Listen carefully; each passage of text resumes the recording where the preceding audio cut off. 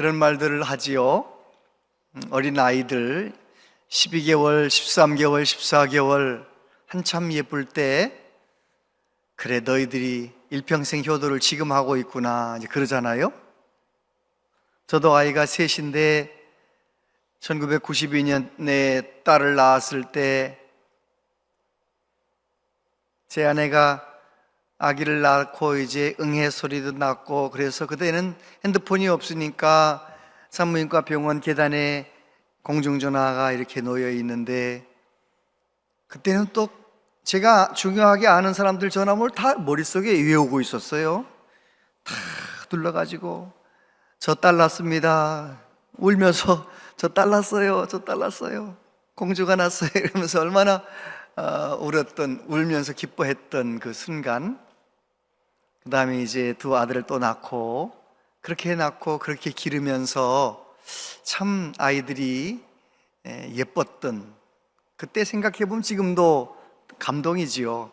그 옛날 사진들 보면서 또 감동이고. 그런데 여러분 그거 아세요? 그렇게 예쁘게 태어나 그렇게 예쁘게 커가는 그 아이가 태어날 때부터 죄인이라는 사실을 아세요? 그 예쁜 아기가 태어날 때부터 죄인이, 아담으로 인해서 그렇게 죄인으로 태어난 거죠. 그런데 성경에는 죄가 없는 사람 3명 이야기가 나오죠.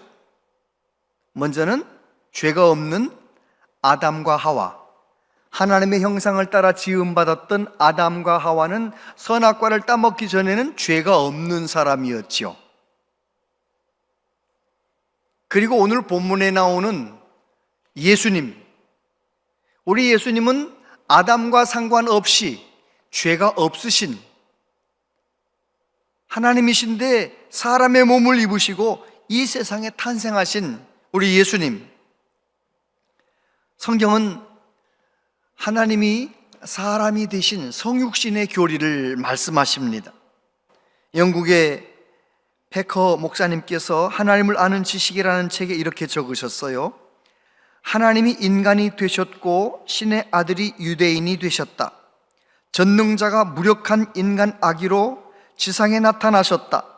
할 줄 아는 일이라고는 누워서 말똥말똥 바라보며 꼼지락거리고 소리를 내는 것뿐이었다. 다른 모든 아이처럼 누가 먹여주고 기저귀를 갈아주고 말을 가르쳐야 했다. 하나님의 아들이 실제로 유아가 되셨다. 생각할수록 머리가 어찔해진다. 그 어떤 픽션에도 이 성육신의 진리만큼 기상천외한 요소는 없다. 그렇죠. 하나님이신데 우리를 살리시려고, 우리에게 구원의 길을 열어주시려고, 참 사람이 되시려고 마리아의 몸을 빌려서 이 세상에 탄생하신 예수님.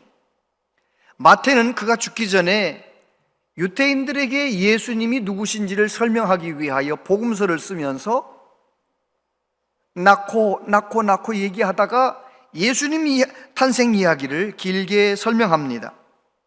왜요? 유대인들이 예수님이 하나님이신 것을 알고, 유대인이 예수님이 메시아라는 사실을 알고 예수님 믿었으면 하는 마음으로 그렇게 적은 거지요. 그래서 예수님의 아버지, 어머니 얘기하는 거예요. 아마 나이가, 요셉 나이가 19살쯤 됐을까요? 18살쯤 됐을까요? 마리아의 나이는 17살쯤 됐을까요? 18살쯤 됐을까요? 우리 어르신들도 다 보셨잖아요. 100년 전만 해도, 120년 전만 해도 우리나라도 다 28 청춘이라 했잖아요. 28이 16, 16살이면 다 청춘이고 그때 다 짝 만나서 17, 18에 결혼했잖아요. 그렇다고 좀 해주세요. 모르는 것처럼 쳐다보지 마시고. 그러니까 2000년 전에는 말할 것도 없잖아요. 18, 19 요셉이 그 동네에서 예쁘고 마음씨 착한 마리아라는 여자아이를 만나서 사랑을 하게 되었고 또 집안 어른들에게 인정을 받아 약혼식을 하게 됐네요. 정혼한 아가씨가 있는 거예요. 정혼한 이제 아내 될 사람이 생긴 거예요. 요셉은 천하를 얻은 것 같은 기쁨으로 하루하루를 기쁨으로 이제 한 1년만 지나면 나도 결혼한다, 장가간다 이러면서 아마 얼마나 행복하게 살았겠습니까? 그러던 어느 날 마리아가 좀 이상해 보여요. 또 며칠 지난 다음에 다시 구체적으로 잘 봤더니 진짜 마리아가 이상해요, 몸이. 그래서 물어봤더니 마리아가 얘기하는 거죠. 사실은 얼마 전에, 몇 개월 전에 천사를 만났고 뭐 이런 얘기를 했는데, 여러분, 뱃속에, 내 약혼녀 뱃속에 내 아기가 아닌 어떤 아기가 들어있다는 것이 여러분, 이 아득한 얘기 아니에요? 머리가 복잡해지는 얘기 아니에요? 얼마나 힘들었을까요? 그래서 고민하고 걱정하고 있는 요셉에게 마리아 태 속에 있는 아기는 성령으로 잉태된 것이다. 그는 보통분이 아니라는 것을 이제 요셉의 꿈속에 나타나서 천사가 알려주는 이야기를 오늘 본문을 읽었어요. 이 말씀 속에서 우리가 또 귀한 진리를 깨닫고 이번 25일 날 성탄절이 저와 여러분에게 최고의 성탄절이 되기를 바랍니다. 첫 번째, 성령으로 잉태되신 예수님. 20절에 보면 이 일을 생각할 때에 주의 사자가 현몽하여 이르되 다윗의 자손 요셉아 내 아내 마리아 데려오기를 무서워하지 말라. 그에게 잉태된 자는 성령으로 된 것이라. 성령으로 된 것이라. 성령으로 된 것이라. 이 말이 무슨 말인가요? 사람으로 된 것이 아니다. 성령으로 된 것이 나타났다. 그렇게 이야기해 주는 것입니다. 여러분, 성령님은 누구신가요? 성령님은 성부, 성자, 성령 삼위의 하나님이세요. 성령님은 언제부터 일하셨나요? 천지를 창조하실 때 흑암과 공허와 혼돈이 가득한 그곳에 성령님이 운행하셨대요. 성령님이 운행하시고 하나님의 말씀이 선포되니까 그 혼돈과 흑암과 그 무질서가 있는 그곳에 놀라운 빛이 일어나는 거예요. 우주 만물이, 이 아름다운 우주 만물이 나오는 거예요. 여러분, 성령님은 전능하신 하나님이십니다. 성령님은 어떤 기운이 아니에요. 성령님은 인격적이신 하나님이세요. 성령님이 역사하시면 안 될 것 같은 일이 일어나는 거예요.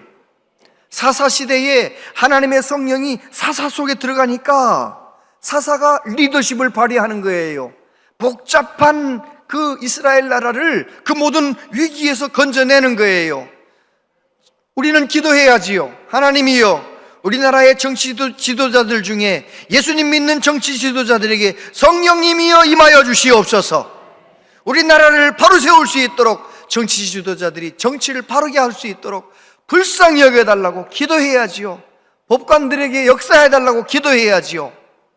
여러분, 성령님이 역사하시면 놀라운 일이 일어나는 거예요.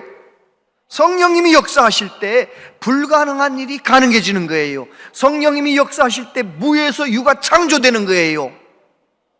그 성령님이 하셨다는 거예요. 마리아의 속에 잉태된 자는 성령으로 된 것이니 사람으로 된 것이 아니고, 너가 걱정하는 것처럼 사람으로 된 것이 아니고 성령으로 된 것이다. 여러분, 누가복음 1장 35절에 보면 이렇게 말하잖아요. 천사가 대답하여 이르되 성령이 내게 임하시고 지극히 높으신 이의 능력이 너를 덮으시리니 이러므로 나실 바 거룩한 이는 하나님의 아들이라 일컬어지리라. 할렐루야. 성령님이 역사하셔서 하나님의 아들을 마리아가 잉태하도록 하셨다는 거예요. 우리는 그래서 신앙 고백을 할 때마다 동정녀 마리아에게서 우리 예수님이 잉태되고 탄생하셨다는 것을 늘 고백하지 않습니까? 여러분, 예수님은 마리아의 몸을 빌려서 탄생하셨지만 그분은 성령의 능력으로 잉태되셨다는 거예요.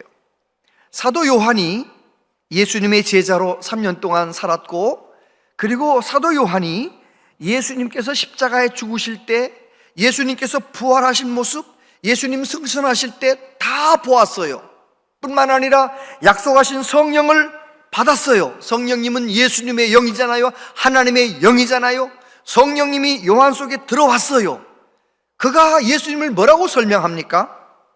요한복음 1장 1절부터 3절까지 같이 읽어보세요. 시작. 태초에 말씀이 계시니라.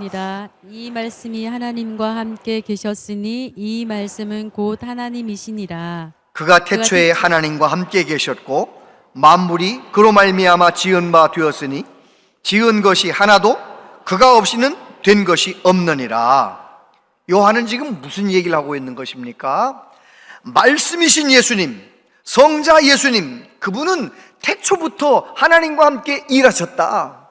말씀이 육신이 되어 이 땅에 오신 분, 예수님을 보니까 하나님의 영광이 그분 안에 충만하더라. 사도 요한은 예수님을 하나님이라고, 예수님을 말씀이라고 그렇게 소개하고 있잖아요. 그래요, 우리 예수님은 말씀이신데, 하나님이신데 저와 여러분을 위하여 사람이 되시려고 마리아의 몸에 성령으로 잉태되신 분이라는 것입니다. 그리고 두 번째, 구원하러 오신 예수님. 21절 같이 읽어보세요. 시작. 아들을 낳으리니 이름을 예수라 하라. 이는 그가 자기 백성을 그들의 죄에서 구원할 자이심이라 하니라. 아멘. 요셉의 꿈속에서 이 천사가 뭐라고 얘기합니까? 이제 아들을 낳을 거야. 마리아가, 너 아내가 아들을 낳을 거야. 그 아들을 낳으면 그 이름을 예수라고 정하라. 예수라고 이름을 지어라. 왜냐하면 이 예수라는 뜻은 여호와는 구원이시다, 그런 뜻인데, 예수라고 이름을 지어야 할 이유는 그가 자기 백성을 그들의 죄에서 구원할 자이시기 때문이다. 다시 말해서 예수님이 오신 목적이 분명하다는 거예요. 예수님이 이 세상에 오신 목적은 하나님의 백성, 저와 여러분들을 구원하기 위하여 오셨다는 거예요. 믿으십니까? 이게 놀라운 진리이지요. 여러분은 스스로 생각해 보면 죄인이라고 인정하십니까? 나는 죄인이야. 여러분, 죄가 있어요, 없어요? 이분은 많다고 대답하던데, 여러분은 죄가 있어요, 없어요? 많죠, 많죠. 가만히 생각해 보면 20대 때, 30대 때, 그때 40대 때, 그때 그 부끄러운 죄, 만약에 사람들에게 알려지면 얼굴을 들 수 없을 만큼 부끄러운 죄 있어요, 없어요? 많아요라고 대답하면 고마워요. 많아요, 많아요, 많아요. 어떻게 사람이 돼가지고 그런 짓을 했느냐고 책망받을 일을 들키지 않았을 뿐이지, 우리는 마음가짐이나 말로나 아무튼 잘못한 게 많아요. 죄인이에요. 여러분, 그 죄 문제를 우리는 어떻게 해결받을 수 있나요? 죄를 어떻게 해결받을 수 있어요? 내가 죄인인 것을 인정하고, 내가 나를 위해 십자가에 죽으신 예수님을 나의 구주로 믿을 때만 죄 용서받아요. 그래서 예수님 믿는 것 이외에 방법이 없는 거예요. 요한복음 3장 16절 17절 같이 한번 읽어보세요. 시작. 하나님이 세상을 이처럼 사랑하사 독생자를 주셨으니 이는 그를 믿는 자마다 멸망하지 않고 영생을 얻게 하려 하심이라. 하나님이 그 아들을 세상에 보내신 것은 세상을 심판하려 하심이 아니요 그로 말미암아 세상을 구원받게 하려 하심이라. 할렐루야. 세상이 구원받게 하시려고 마리아를 통하여 우리 예수님이 성육신 하셨다는 거예요. 이 세상에 탄생하셨다는 거예요. 그렇게 탄생하신 예수님께서 우리 죄 문제를 어떻게 해결하십니까? 베드로가 보고 베드로가 증거합니다. 친히 나무에 달려 그 몸으로 우리 죄를 담당하셨으니 이는 우리로 죄에 대하여 죽고 의에 대하여 살게 하려 하심이라. 그가 채찍에 맞음으로 너희는 나음을 얻었나니. 할렐루야. 그런데 어떤 분들은 교회를 왜 다닙니까? 왜 예수님 믿으세요? 물어보면 이렇게 대답하는 분이 있어요. 교회 다니는 거 참 좋아요. 교회에 가보면요, 교회 딱 앉으면 마음이 편안해집니다. 교회 가면 마음이 편안해지거든요. 교회 가면은요, 내가 아이들 교회 어렸을 때부터, 우리 아이들 어렸을 때부터 교회를 데리고 다녔더니 애들이 아주 착하게 컸어요. 교회 좋은 곳이에요. 교회 좋은 곳이에요. 그리고 내 마음이 편해서 그런지 내가 하는 일도 잘 돼요. 하는 일도 잘 돼요. 지금 내 다리가 가려운데 남의 다리 긁고 있는 소리 하고 있거든요. 지금 그거는 예수님 믿는 진짜 목적이 아니에요. 내가 예수님 믿고 하나님 만나보니 그런 은혜를 받은 것뿐이지 그건 진짜 목적이 아니에요. 진짜 목적은 죄가 많은 내가 이 죄 문제를 해결할 수 있는 길이 세상 어디에도 없으니까, 오직 예수님밖에 없으니까, 예수님밖에 없으니 나는 예수님 믿고 예수님의 몸된 교회에 나가서 예수님 믿고 하나님 자녀 되고, 그래서 난 교회 간다. 나는 죄 용서받고 구원 받으려고 교회 간다. 그게 이게 첫 번째 꼭 붙잡아야 할 진리인 거예요. 할렐루야. 누가 여러분에게 뭐하러 그렇게 교회를 다녀? 물어보거들랑 뭐라고 대답하셔야 돼요? 죄 용서받고 구원 받으려고, 하나님의 자녀로 살다가 천국 가려고, 그래서 나는 교회 다닌다. 그렇게 분명하게 얘기해야 되는 것이지요. 예수님 믿고 회개하고 예수님 믿고 하나님의 자녀 되는 방법 이외에 용서받을 수 있는 방법이 없는 거예요. 어떤 여자 2명이 목사님에게 왔어요. 한 여자가 너무 슬프게 울어요. 왜 그러느냐 그랬더니 제가 너무 큰 죄를 지어가지고요. 또 옆에 있는 당신은 어떻습니까? 저는요, 자잘한 죄들을 짓긴 지었는데 저 여자 같은 죄는 지진 않았습니다. 목사님이 처방을 내려줬어요. 해변에 가서 큰 죄를 지었으니까 당신이 들을 수 있는 제일 큰 돌 하나를 가져오십시오. 당신은 자잘한 죄를 지었으니까 자잘한 돌멩이들을 많이 치마폭에 들고 올 수 있을 만큼 들고 오십시오. 그래가지고 들고 왔네요. 들고 왔더니 또 목사님이 그러시는 거예요. 그 돌멩이 가져온 그 장소에다가 갖다 놓으십시오. 돌멩이 하나 가져온 사람은 그냥 말없이 가지고 가는데 치마폭에 돌멩이 하나 가득 가져온 이 돌멩이 가져온 사람은 이 수많은 돌멩이를 어디서 주워온 줄 알고 제자리를 찾아놓을 수 있나요? 이러니까 목사님이 대답하셨어요. 당신이 그 돌들을 돌려놓을 수 없는 것처럼 당신이 회개하지 않으면 당신의 영혼을 하나님의 딸로 돌려놓을 수 없습니다. 이 사람은 회개하며 울고 있는데 당신은 너무 뻔뻔하지 않습니까?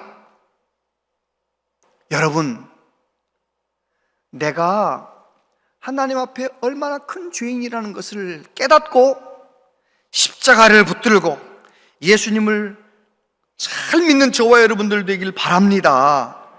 아멘. 그래야 되는 거예요. 종교개혁자 마틴 루터는 말했습니다. 그리스도 없이는 아무도 하나님을 알지 못하고 용서와 은총을 받지 못하며 아버지께 오지 못한다. 내가 별로 큰 죄인이 아니라고 생각하는 사람은 십자가 앞에 정직하게 서본 적이 없는 사람이에요. 십자가 앞에 정직하게 서서 예수님이 저렇게 고통당하시는 것은 내 죄 때문입니다 하고 가슴을 치는 사람이 진짜 예수님 믿은 사람이에요.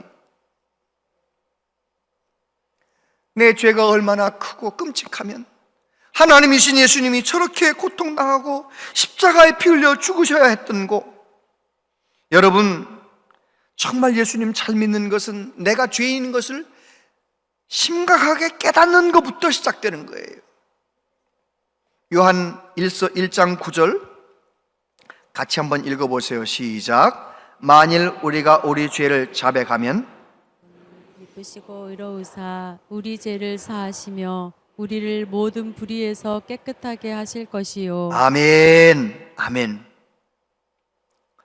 이런 말이 있더라고요. 건강한 사람에게는 바라는 게 많대요. 건강한 사람. 돈도 좀 많았으면 좋겠고, 애들이 공부를 좀 더 잘했으면 좋겠고, 일주일에 몇 번씩, 한두 번씩이라도 맛집에 가서 맛있는 것 좀 먹었으면 좋겠고, 1년에 한 번씩이라도 해외여행, 가족여행 갔으면 좋겠고, 바라는 게 많대요. 그런데 몸이 아픈 사람은 바라는 것이 한 가지밖에 없대. 몸이 아픈 사람은 뭐만 바라겠어요? 아프지 않았으면 좋겠다. 아프지 않았으면 좋겠다. 여러분, 내가 영적으로 참 하나님이 불쌍히 여겨주지 아니하시면, 하나님이 긍휼히 여겨주지 아니하시면 내겐 방법이 없다라는, 나는 영적으로 병들었고 죄인이고, 그래서 마음은 작정하지만 실제 삶으로는 죄를 자꾸 짓는 내 모습을 주님 앞에 내어놓고, 주여, 주님이 내 죄를 용서해 주셨으니 난 더 바랄 것이 없습니다. 그렇게 예수님을 제대로 믿는 우리 모두 되기를 바랍니다. 천사는 요셉에게 말했습니다. 아들을 낳으리니 이름을 예수라 하라. 이는 그가 자기 백성들을 그 죄에서 구원할 자이시기 때문이다. 예수님은 저와 여러분을 죄에서 구원하기 위해서 오신 메시아이신 것입니다. 세 번째, 우리와 함께 하시는 예수님. 이 모든 일이 된 것은 주께서 선지자로 하신 말씀을 이루려 하심이 이르시되, 보라, 처녀가 잉태하여 아들을 낳을 것이요 그의 이름은 임마누엘이라 하리라 하셨으니, 이를 번역한즉 하나님이 우리와 함께 계시다 함이라. 천사가 요셉에게 설명하는 거예요. 이 모든 일이 된 것, 마리아가 잉태하게 되었고 너가 이렇게 마음고생을 하게 된 이 모든 일이 된 것은 하나님의 말씀을 이루려 하는 것이다. 그러면서 이사야 선지자의 말씀을 그대로 인용합니다. 보라, 처녀가 잉태하여 아들을 낳을 것이요 그의 이름은 임마누엘이라 하리라. 임마누엘의 뜻이 무엇입니까? 하나님이 우리와 함께 계시다. 할렐루야. 성경에 보면 하나님께서 함께 계시는 이야기가 몇 군데 나옵니다. 맨 먼저 에덴 동산을 창설하시고 거기에 아담과 하와를 만드시고 그들이 타락하기 전에 하나님께서 동산에 아담과 하와 함께 거니셨다, 그런 말씀이 있어요. 다시 말해서 임마누엘 하셨다는 거예요. 하나님이 아담과 함께 하시니 그 에덴 동산은 어떤 동산이 되는 거예요? 기쁨의 동산이 되는 거예요. 할렐루야. 어떠한 형편에 있든지 하나님이 함께 하시면 그 사람은 그 어려움 때문에 오히려 더 빛나는 사람이 되는 거예요. 요셉이 형들에 의해서 노예로 애굽에 팔려갔습니다.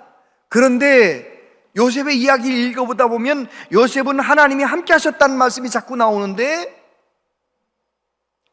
하나님이 함께 하시니까 요셉이 어떻게 됩니까? 억울한 일을 만나기도 하고 속상한 일을 만나기도 하지만 결국은 그 모든 것이 합력하여 임마누엘의 놀라운 영광이 나타나는 거예요. 요셉의 삶을 통하여 나타나는 거예요. 요셉이 총리가 되고 수많은 근동 사람들을 살리는 사람이 되지 않습니까? 다윗과 함께 하신 하나님. 시편 23편 4절에 보니까 같이 한번 읽어보세요. 시작. 내가 사망의 음침한 골짜기로 다닐지라도 해를 두려워하지 않을 것은 주께서 나와 함께 하심이라. 주의 지팡이와 막대기가 나를 안위하시나이다. 아멘. 다윗은 늘 하나님 앞에 기도하며 하나님과 함께하는 믿음으로 살았어요. 그가 얼마나 많은 어려움이 있었지만, 사망의 음침한 골짜기를 걸어가는 것 같은 느낌이었지만, 그러나 그는 뭐라고 말합니까? 난 두려워하지 않습니다. 왜냐하면 하나님이 나와 함께 하시기 때문입니다. 여러분, 저와 여러분도 임마누엘의 삶을 살아가는 은혜가 있게 되길 바랍니다. 예수님 마지막 설교에서 뭐라고 말씀하시나요? 예수님 마지막 설교에서 요한복음 15장 7절 같이 읽어보세요. 시작. 너희가 내 안에 거하고 내 말이 너희 안에 거하면 무엇이든지 원하는 대로 구하라. 그리하면 이루리라. 임마누엘의 삶을 살아본 경험이 있는 사람들은 어떤 간증을 합니까? 목사님, 희한해요. 내가 요즘 은혜 충만한데요, 난 생각만 했는데 하나님이 응답하시더라고요. 아멘을 안 해서 다시 하겠습니다. 임마누엘의 삶을 사는 성령 충만한 사람은요, 나는 생각만 했어. 생각만 했는데 하나님이 넘치게 응답하셔.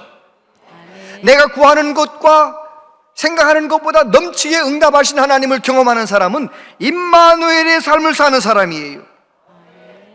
요한복음 15장 11절 같이 읽어보세요. 시작. 내가 이것을 너희에게 이름은 내 기쁨이 너희 안에 있어 너희 기쁨을 충만하게 하려 함이라. 여러분, 예수님을 온전히 바라보며 살면은요, 임마누엘의 삶을 살면은요, 내가 이 세상에 살지만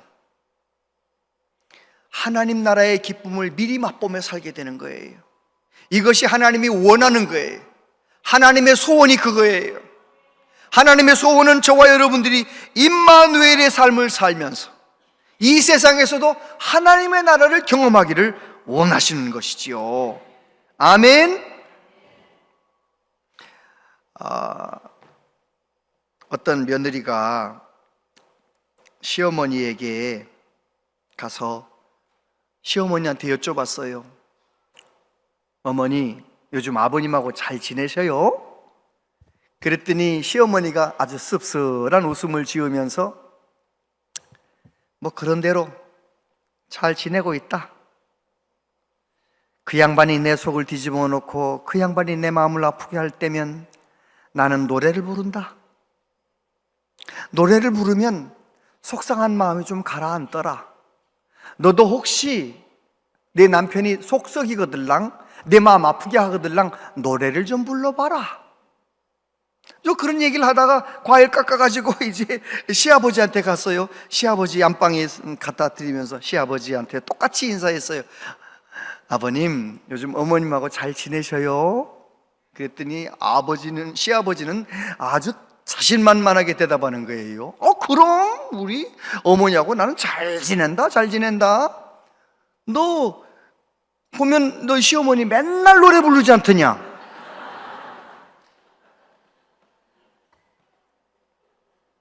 여러분, 사람을 보면 실망하게 됩니다. 나를 실망시키지 않은 사람이 있나요, 없나요? 사람은 누구나 다 잘된 것 같고 좋은 것 같고 좋을 땐 좋았는데 또 어떤 때 보면 날 실망시킨단 말이에요. 환경을 바라보면 낙심하게 됩니다. 내 앞에 다가온 어떤 환경 문제 바라보면 낙심하는 거예요. 왜 나한테 이런 일이? 나 자신을 바라보면 좌절하는 거예요. 내 나이가 지금 60 몇인데 내 나이가 70 몇인데 난 아직도 왜 이 모양일까? 나 자신을 바라보면 좌절하는 거예요. 그런데 나를 구원하러 오신 예수님, 나와 함께 하시는 예수님, 오늘도 살아 역사하시는 예수님, 그 예수님을 온전히 믿음으로 바라보면 소망이 넘칩니다. 기쁨이 넘칩니다. 이번 성탄절은 예수님을 온전히 바라보는 성탄절 되었으면 좋겠습니다. 마리아와 요셉은 하나님께서 값없이 주신 놀라운 은혜, 이해할 수 없이 놀라운 은혜를 어떻게 세상에 나타냈습니까? 제가 물어보거들랑 여러분은 이렇게 대답하시면 정답이에요. 믿음과 순종으로 나타냈습니다. 이렇게 대답하시면 되겠어요? 한번 해보겠습니다. 여러분, 마리아와 요셉은 하나님께서 값없이 주신 놀라운 은혜, 아기 예수님을 잉태하고 아기 예수님 탄생할 수 있는 놀라운 은혜, 영광스러운 은혜를 어떻게 세상 속에 나타냈나요? 믿음과 순종입니다. 믿음과 순종으로 나타내셨습니다. 여러분, 오늘 저와 여러분도 마찬가지입니다. 성경에 보면 얼마나 많은 약속이 있습니까? 얼마나 많은 축복이 있습니까? 그 하나님의 말씀을 듣고 믿음으로 내 삶 속에서 순종하면 반드시 무엇을 경험하느냐? 값없이 내게 주신 하나님의 은혜를 나타내게 돼요. 내 안에 값없이 오신 예수 그리스도를 나타내게 돼요. 이것이 바로 예수님 제대로 믿는 사람이에요. 교회만 다니는 것이 아니라 예수님을 세상에 드러내며 살아가는 은혜가 있게 되길 바랍니다. 나의 구원자 예수님, 임마누엘 예수님, 나와 지금도 함께 하시는 예수님을 이 세상에 드러내기를 원하십니까? 그렇다면 믿음으로 하나님께 예배해야 되고, 믿음으로 성경을 읽어야 되고, 믿음으로 내 삶의 현장에서 말씀에 순종해야 되는 거예요. 그래서 최고의 성탄절 맞이하시게 되기를 축복합니다. 기도하겠습니다. 아버지 하나님, 하나님께서 이 어지러운 세상 속에 구원자 예수님, 임마누엘 예수님, 오늘도 함께 하시는 예수님을 우리의 주님으로 보내어 주셔서 감사하고 감사합니다. 우리가 그 예수님을 온전히 믿고 의지하기를 원합니다. 내 안에 오신 예수님을 세상에 드러내며 살기를 원합니다. 주여, 나도 믿음과 순종으로 하나님의 영광을 세상에 드러내며 살아갈 수 있도록 우리 한 사람 한 사람에게 성령 충만한 은혜, 예수님만 온전히 바라보는 은혜 허락하여 주시옵소서. 예수님 이름으로 기도하옵나이다. 아멘.